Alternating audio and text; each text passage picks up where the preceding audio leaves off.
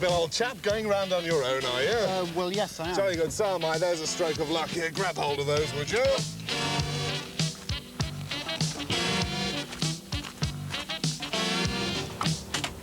Right, bye, girls. Bye. See you tonight. Yeah, bye. Bye, Dad.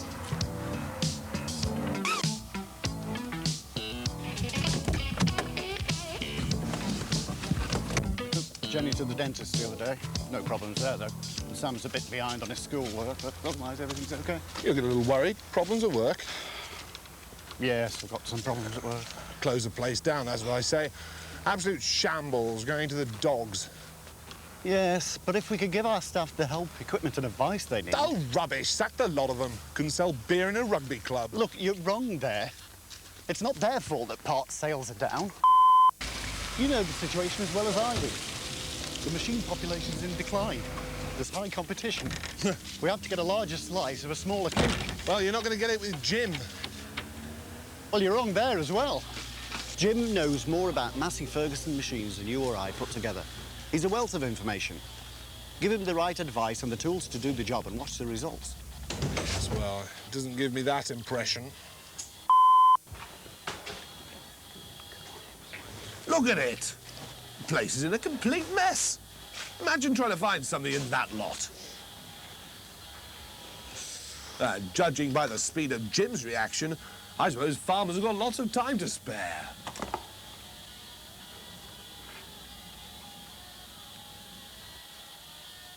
I'm going to go and see Jim, I suppose.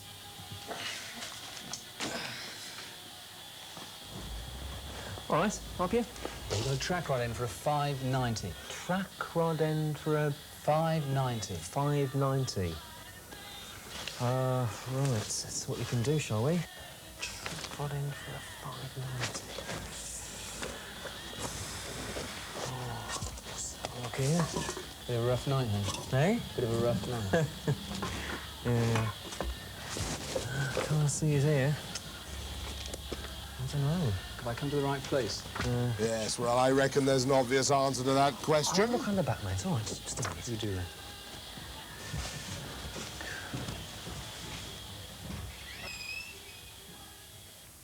OK, let's start with the obvious. Appearances. OK, so we make Jim look good. No, more than that. We make him look what he is.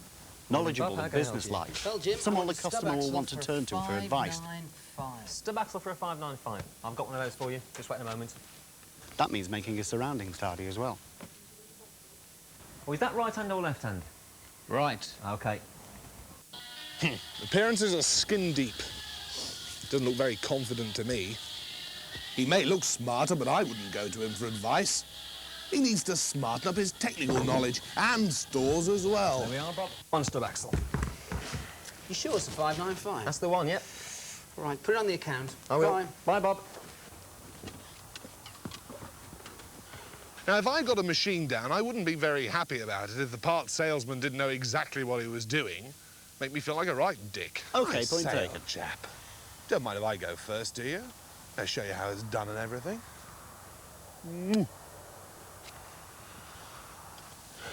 Straight down the middle. It went smack down the fairway. Whee!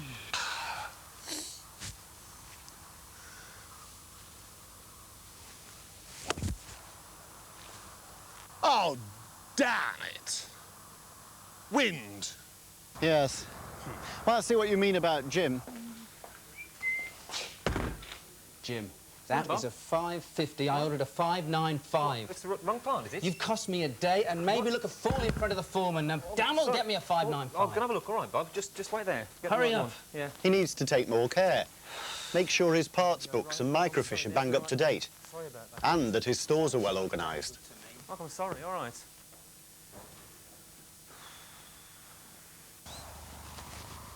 But if the salesman approaches the customer in the right way,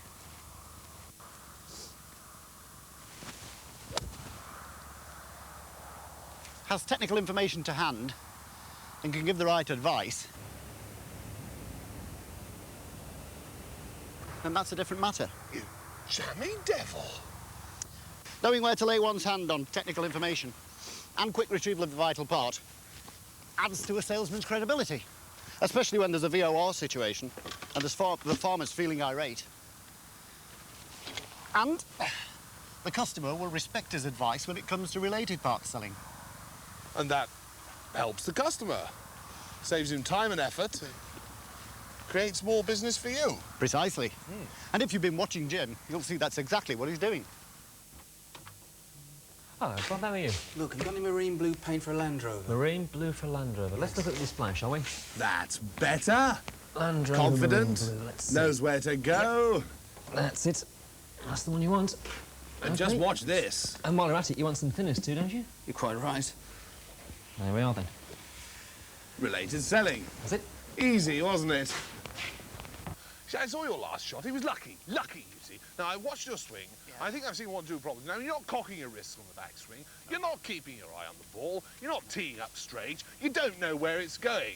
Yeah. You haven't seen where mine's gone, have you? Well, it came down over here somewhere. Oh, yeah. I say, isn't that Derrick over there? Where? Look, there it is. Look, Bill, here. Oh, right, yeah. I'll just take, Well, the thing is, I mean, if all you do is supply parts efficiently, then judging by recent sales trends, you'll soon be out of business. I mean, you've got to do more than supply. You've got to sell. OK, well, let's look at ways of doing that. But first, we've got to find out why and how a customer is buying. Sounds like a load of rubbish to me. Oh, fizzles. Look, take the situation we talked about a few moments ago. Jim was in a stressed purchase situation. The farmer didn't want to buy anything. He had to, because he needed to get his machine back into the field fast. It's a bit like being in a doctor's surgery. That doctor's surgery.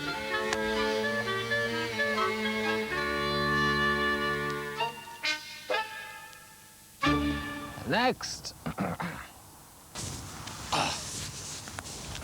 So what's the matter with you? Come on, hurry up. I haven't got all day. Doctor, Speak up, I can't hear you. What? Doctor, I think I'm having a heart attack. What? A heart attack? We can't have one of those. I'm on a coffee break. Oh, if you must. Just a minute. Just a minute. Oh, heart attack, heart attack. Look, just take some paracetamol, will you, while I just check this out. Oh, dear.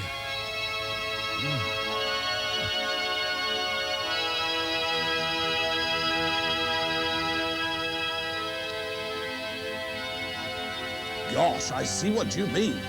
Damn, doctor didn't ask the right questions. He panicked. Didn't have the right information to hand and prescribed the wrong treatment. If I had a sick combine that needed a part, he'd kill the sale.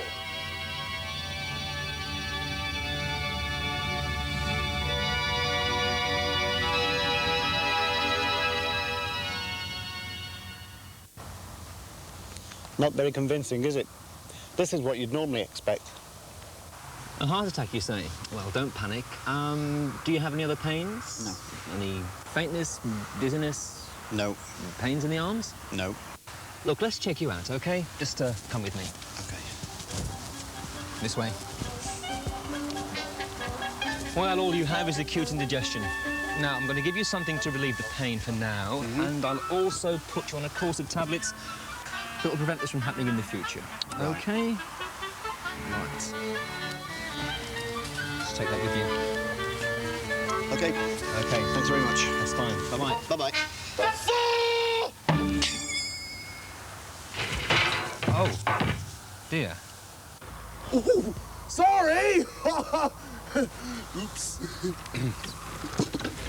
But there are times when the customer comes into a store in a more relaxed frame of mind. His buying motives have changed. He's more willing to chat and browse.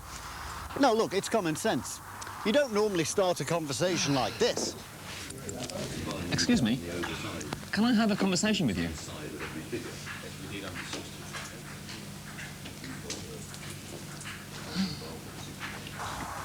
You start a conversation like this. Excuse me. Half a bitter, please. Thanks. I'm going to need this, you know. Yeah? Stuck in that traffic for the past half an hour. What, you mean the one by the roundabout? That's the one, yes. Yeah. God, terrible. It was terrible. Going right back, the traffic was awful. Yes, I'm stuck in that myself. You were? How long for?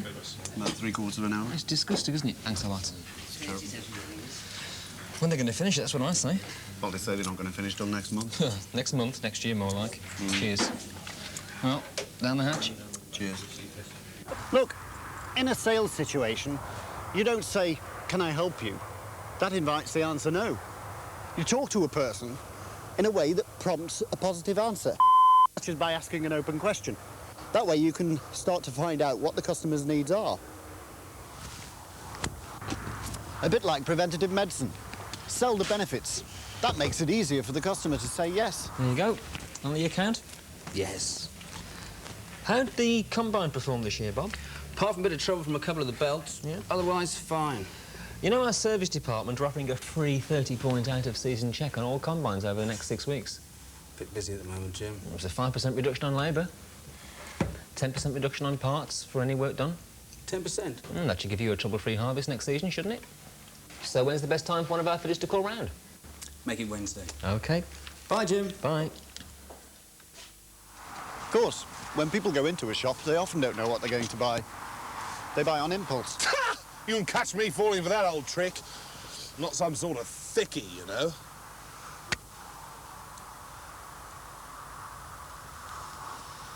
Well, of course, I did that on purpose. I shall now show you the perfect way of getting out of a sand trap. Rats! Curses!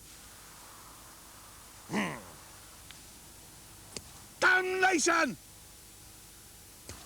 Oh! Blow! Ooh. I say, Bill, I need a new iron.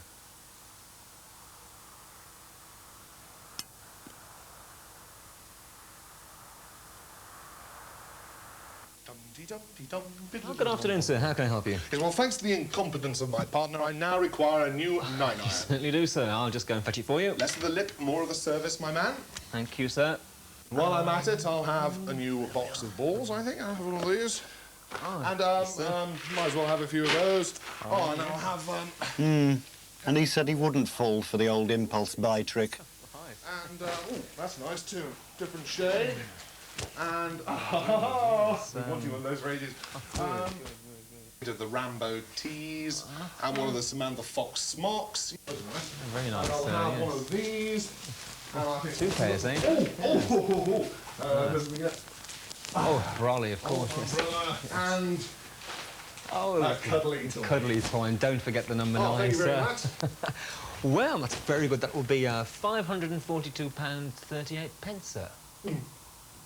A bargain! A bargain! Yes, drinky's jolly good idea. Save me from giving you the thrashing of your life. You're buying then? I suppose so, yeah. I'll have a large Nefertiti's nectar, shaken, not stirred. One large Nefertiti's nectar shaken, not stirred, please, and a pint of bitter. So, that's the skill of selling. Bit of detective work, add up the clues. Whether it's son's birthday, some night work plan, complaints of an aching back, or somebody just looking for a good deal. Then sell the benefits, like economy, comfort, reliability. And well-planned displays serve as silent salesmen. Ah, thank you, my good man. Thank you. Could you put it on the bill, please? Certainly. Particularly if they're changed regularly to match the seasons. They prompt impulse buying.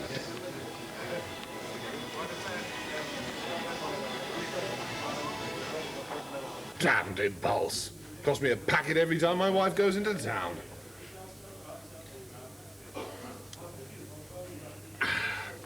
Well, how are you going to get over that one then, eh? What? Well, price. You're not the cheapest, you know. Look, if price were the only factor influencing people's purchase decisions, then it would be a strange and hazardous world. Imagine it. People only buying the cheapest furniture, or the cheapest cars, or the cheapest clothes. Quality standards would sink. Manufacturers would compete with each other to produce the cheapest, shoddiest goods.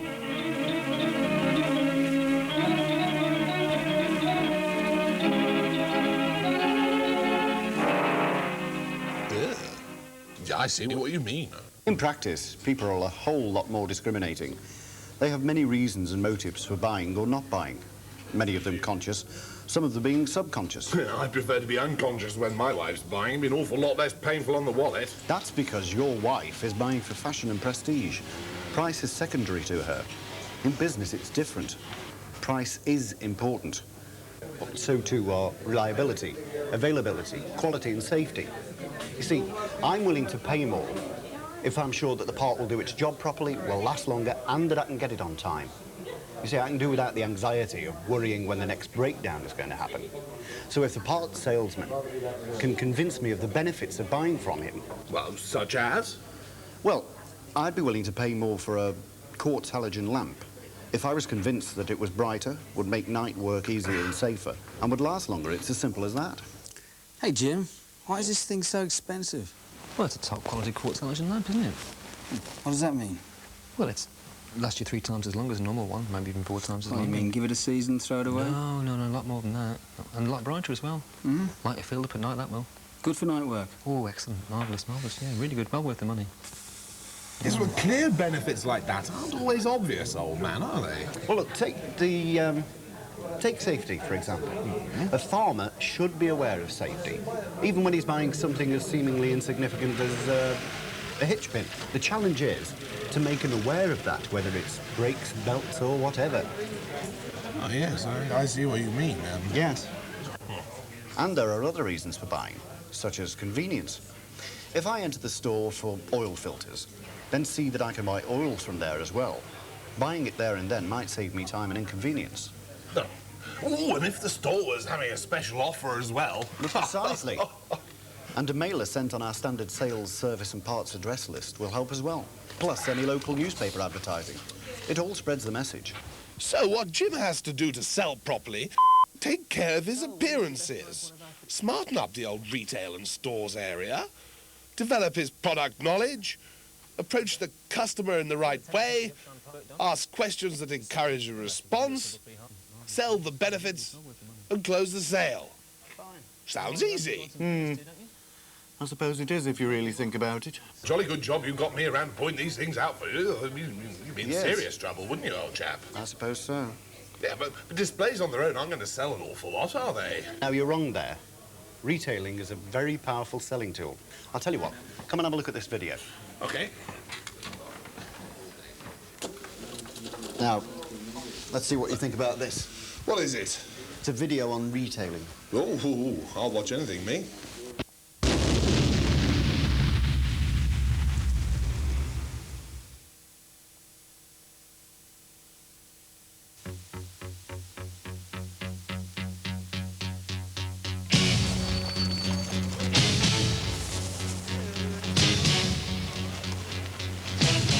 This is a video about retailing.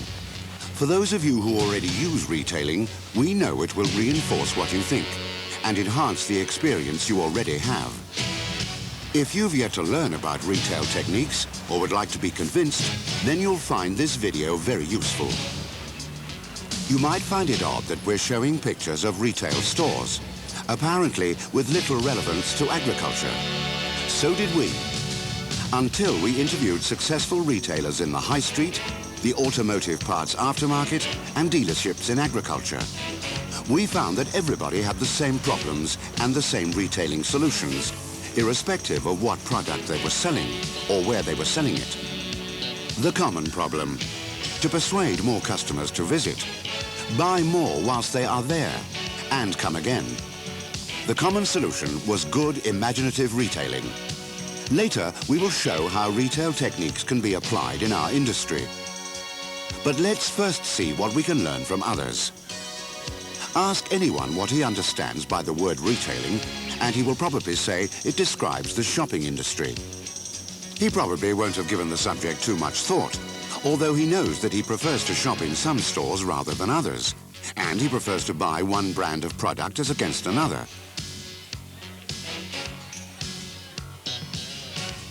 In fact, he will quite freely admit that there are times when he won't decide what to buy until the exact moment he is confronted by a display of products.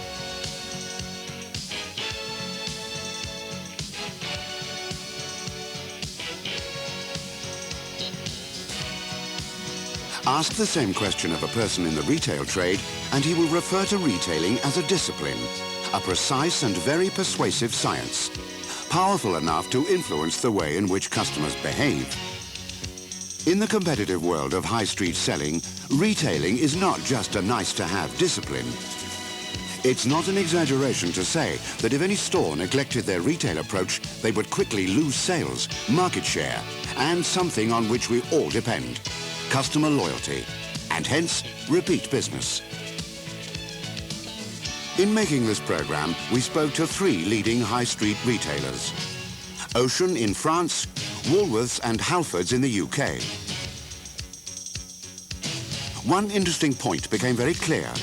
The disciplines and principles of retailing that they employ are very similar, irrespective of the market they are attacking or of the country in which they're operating.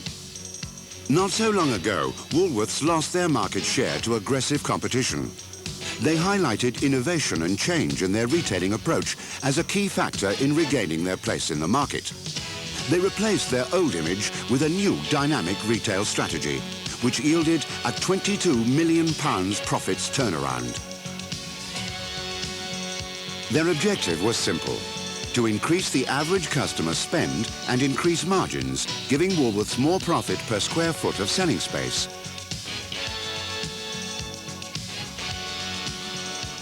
The change has been dramatic.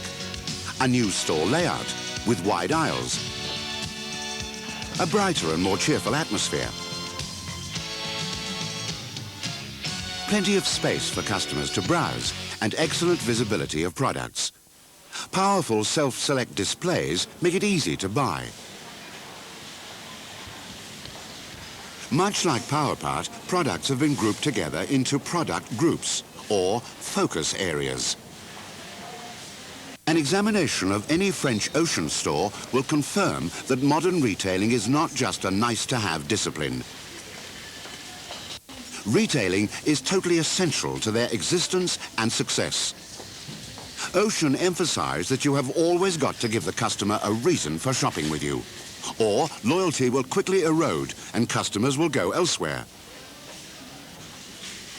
Always innovate. Try to be one step ahead. Continual retail change and freshness of approach yields results even in a highly competitive and aggressive marketplace. Auchan estimate that up to 40% of their business is gained through impulse buy, and that depends upon good product display. Compare Auchan with one of their high-caliber competitors, Carrefour. It's noticeable that the philosophy and approach is similar, if not identical. It's a very aggressive market with lots of competition. This isn't Carrefour, it's Auchan. See how alike they are. Auchan place an emphasis upon competitive pricing. Pricing has always been important in the retail war. But so too has quality of merchandise, ease and convenience of shopping, and the power of the retail display. Auchan keep a careful eye on changing customer needs. They are very aware that what was convenient 10 years ago may not be convenient today. Halfords operate in an area parallel to our own, the automotive parts and accessories business. It's a fiercely competitive market. Halfords face stiff competition from many independents, most of whom are technically well qualified and are well stocked with both genuine and what we would regard as spurious parts. They price low and display well. To compete with this, Halfords use the same retail methods as Auchan. Their strategy is to give their customers a reason to visit. That rationale is evident in their retail approach in the high street and their move to out-of-town superstores. Halfords plan their store layout so as to both make it easy for customers to find what they need quickly and also to attract them to other areas of the store where they may impulse buy. Often, a customer will visit the store to buy one item and leave with several. Many of the products that Halfords sell fall into the category of automotive parts, where technical information is needed. They make extensive use, therefore, of customer reference catalogues. They allow the customer to select the part himself without specialist help.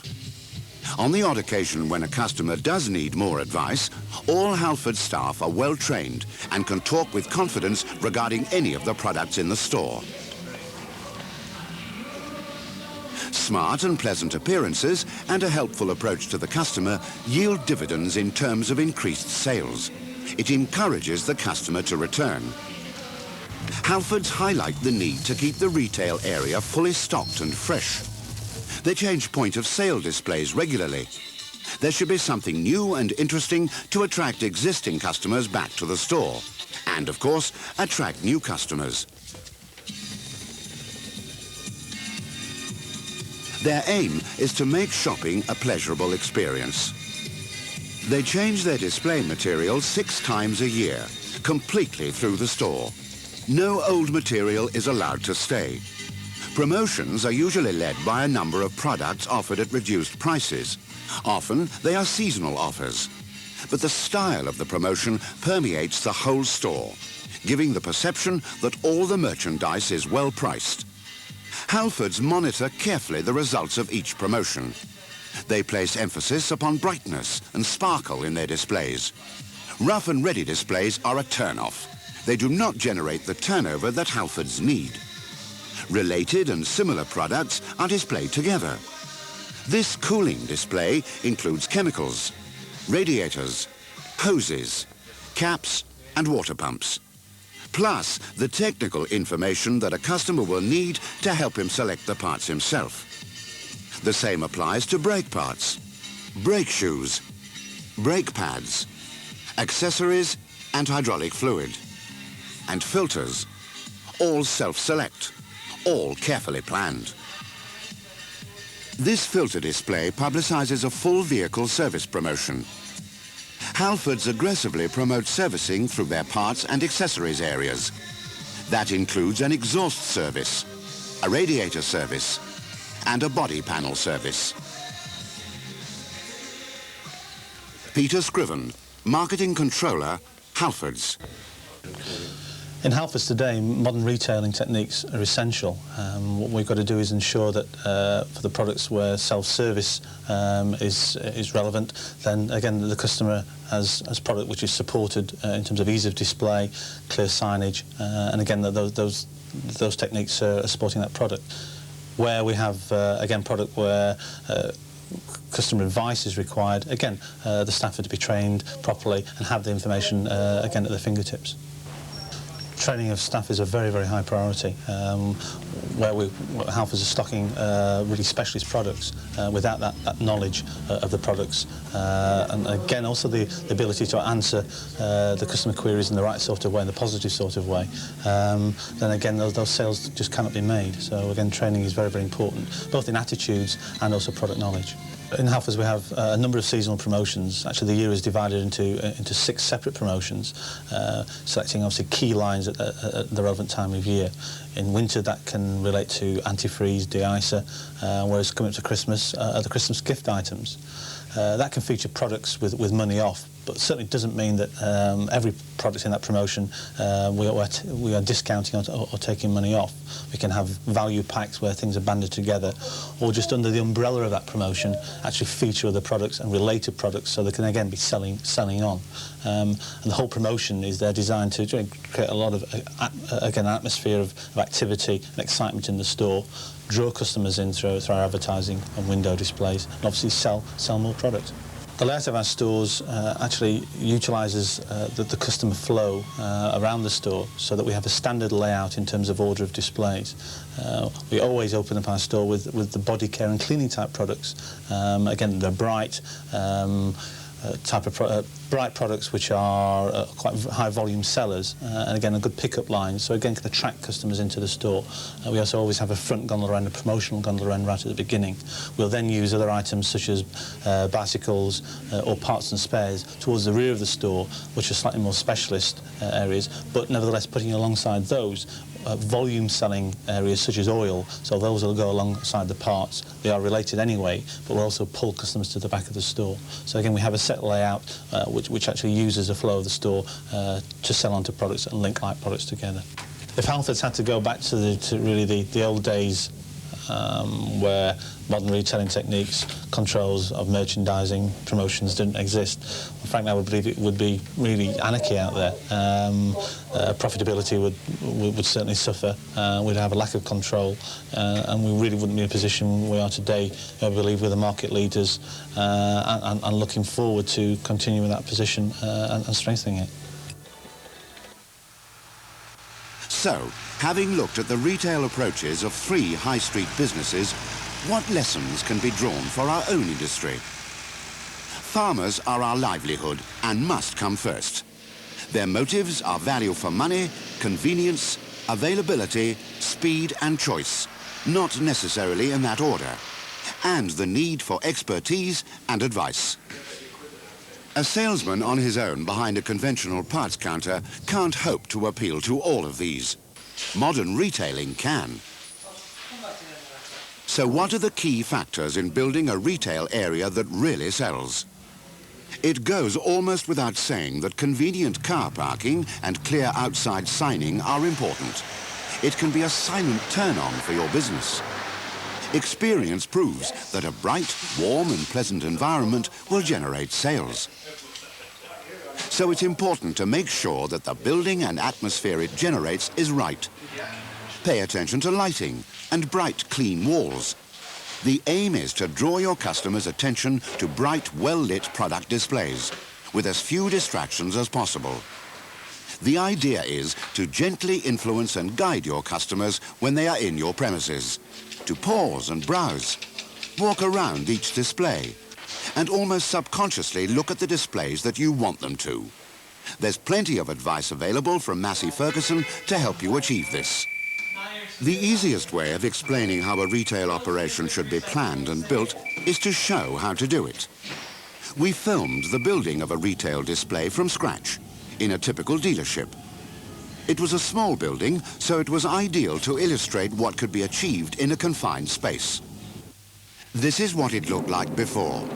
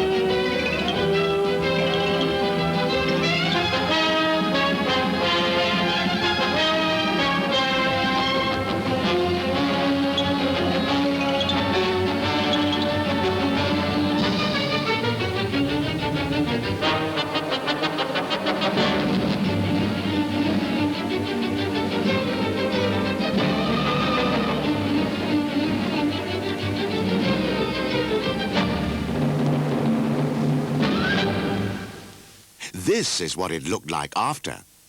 Let's have a slower look at the process.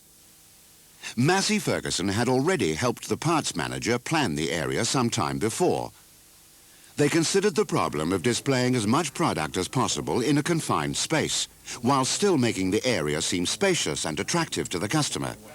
They designed a floor plan and flow diagram so that the customer is encouraged to follow the route that you prefer.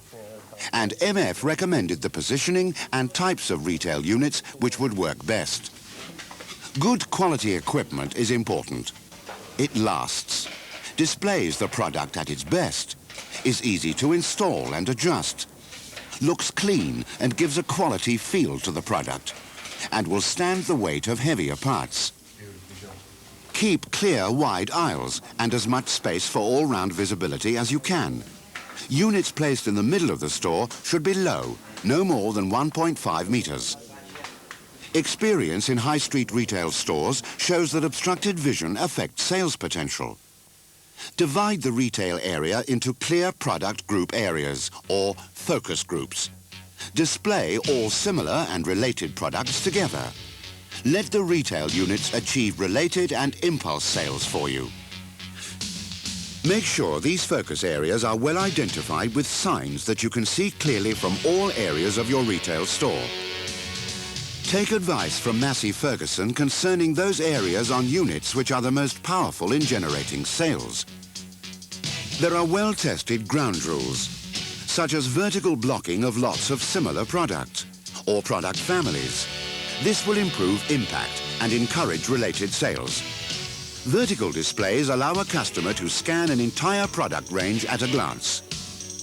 It's essential that you spend time keeping product well stocked, very clean and tidy.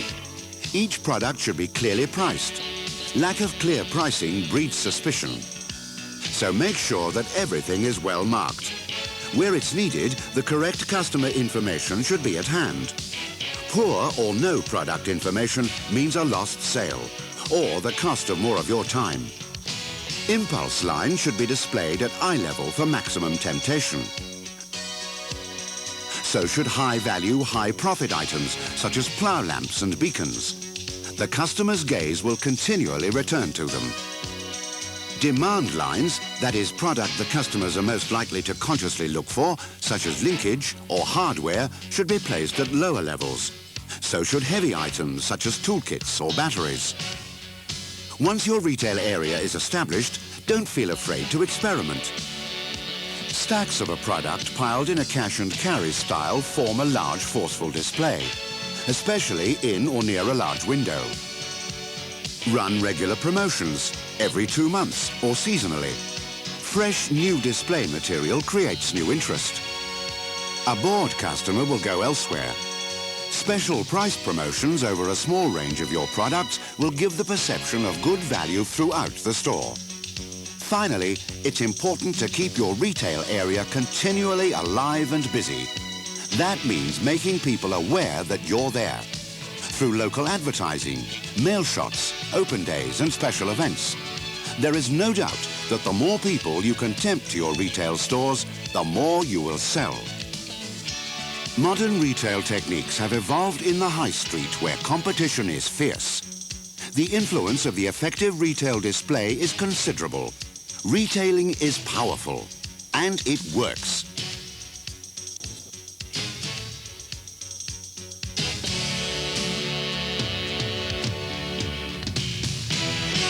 Ask Massey Ferguson how they can help you move your retail business forward successfully.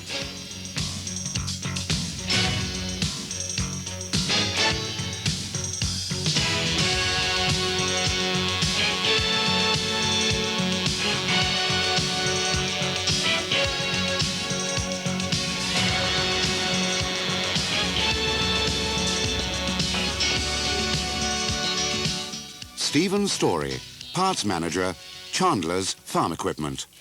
I think retailing has been very successful to our company by increasing the amount of product we have sold, such as the antifreeze, which we did only used to sell about £500 worth a year. Now we have increased this to, we are selling roughly in the region of £5,000 worth of antifreeze a year. Also, we have the batteries. We never used to sell batteries whatsoever. But initially we bought a big batch from Massey Ferguson and retailed them at a fairly competitive rate and did a lot of advertising locally and in our local house magazine. The customers from that came in and bought the batteries, and we have still got the battery trade, which is, we have increased from selling, say, 10 batteries a year. We are selling 700 batteries a year, and this is for the last 3 years we've done that. Also, on the other side, we are now selling the chemicals, oils, oil jugs, grease guns, everything else which is on the shelf, where the customer comes in and he'll browse around and he will just come to the oil, and instead of taking a grease gun, he will take a oil can, a jug, flexible pipe, grease cartridges, all in one, whereas one time of day he would have come and just taken one item. Rod Taylor, parts manager, Mitchell's, Ashby de la Zouche. I don't think we could do without retailing now. It's become that successful.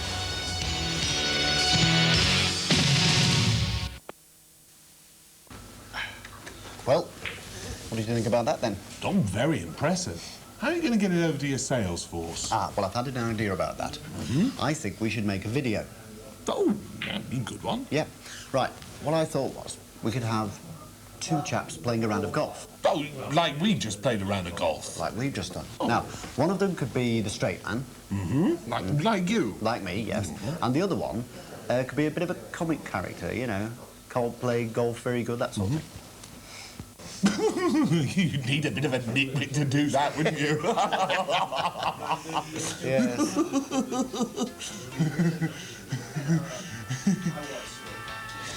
Shall we go? Yes. Yes.